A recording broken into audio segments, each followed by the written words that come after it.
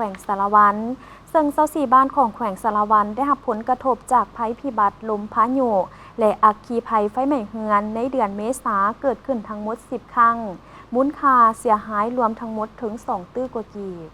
แขวงสารวันได้รับผลกระทบจากภัยพิบัติลมพายุและอัคคีภัยไฟไหม้เรือนนับแต่ระยะวันที่9-21เมษายน2026เกิดขึ้นทั้งหมด10ครั้งในนั้นไฟไหม้เรือน5ครั้งเสียหาย13หลังคาเรือนผลกระทบจากลมพายุพัดเรือนเสียหาย26หลังคาเรือนในจำนวน19บ้านและเกิดเหตุฟ้าผ่าอยู่บ้านอีเลิงเมืองเหล่างามซึ่งสร้างความเสียหายให้แก่ทรัพย์สินของประชาชนมูลค่าเสียหาย2ตื้อกว่ากีบซึ่งเหตุการณ์ทั้งหมดนี้ได้ส่งผลกระทบต่อประชาชน800กว่าคนหญิง402คนอิงตามบทรายงานของคณะกรรมการคุ้มครองภัยพิบัติขั้นแขวงวันที่21เมษายน2026ให้ฮู้ว่าทั่วแขวงสารวันได้เกิดมีอัคคีภัยไฟไหม้เรือน5ครั้งในนั้นเกิดขึ้นอยู่บ้านบึงไซและบ้านหนองบัวของเมืองสารวัน2ครั้ง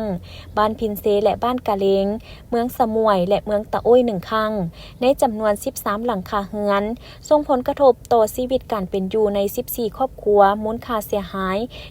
1,746 ล้านกีบและได้รับผลกระทบจากพายุฤดูร้อน19บ้านใน5ตัวเมืองคือเมืองตุ้มล้าน2บ้านเมืองคงเซโดน3บ้านเมืองวาปี1บ้านเมืองละครเพง8บ้านและเมืองสมวย5บ้านเฮ็ดให้เรือนซ่านประชาชนได้รับความเสียหายทั้งหมด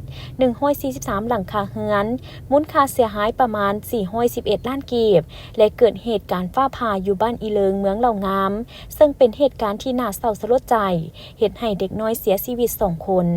ภายหลังเหตุการณ์คณะกรรมการคุ้มครองภัยพิบัติแขวงสารวันก็ได้สมทบกับเมืองพร้อมด้วยกำลังปกส.สาวนมและแขนงการที่เกี่ยวข้องได้หิมห้อนลงพื้นที่เพื่อช่วยเหลือครอบครัวที่ได้รับผลกระทบจากภัยพิบัติต่างๆเพื่อกอบกู้เอาชีวิตและทรัพย์สินของประชาชนทั้งได้เล็งให้การช่วยเหลือในการเก็บเมี่ยนสิ่งของซ่อมแปลงที่อยู่อาศัยและติดตามช่วยเหลือเบื้องต้นพร้อมทั้งให้กำลังใจผู้ที่ได้รับผลกระทบปัจจุบันได้มอบเครื่องอุปโภคบริโภคและเงินสดเพื่อช่วยเหลือให้การซ่อมแปลงเรือนอย่างรีบด่วนและฟื้นฟูชีวิตการเป็นอยู่ให้กลับมาเป็นปกติโดยไวต่อกับสภาพการดังกล่าวแจ้งเตือนให้พ่อแม่ประชาชนจงมีสติระวังตัวและติดตามสภาพอากาศเนื่องจากยังอยู่ในระยะที่มีความเสี่ยงเหตุการณ์พายุฤดูร้อนเพื่อเตรียมพร้อมรับมือให้ทันการ